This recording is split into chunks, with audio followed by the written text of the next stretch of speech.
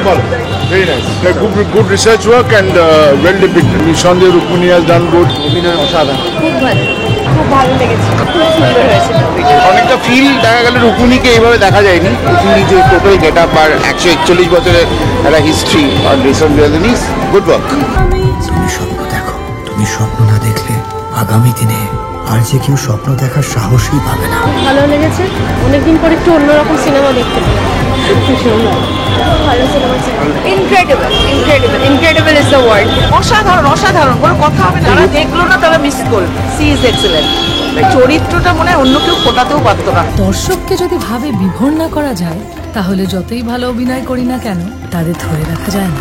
এই যে মায়ার খেলা। বেশ ভালো লেগেছে। অনবদ্য প্রত্যেকের অভিনয় আরেকবার তো অবশ্যই দেখা যেতে পারে। বিনোদিনীর লাইফটা আমরা অনেকেই জানতাম না, কিন্তু ইতিহাস খুবই ভালো অভিনয়। সর্বোপরি সিনেমাটা খুবই ভালো, দেখা উচিত সবার। ভালো, ভুলে গেছে। খুব ভালো লেগেছে, ভালো লেগেছে। হরে কৃষ্ণ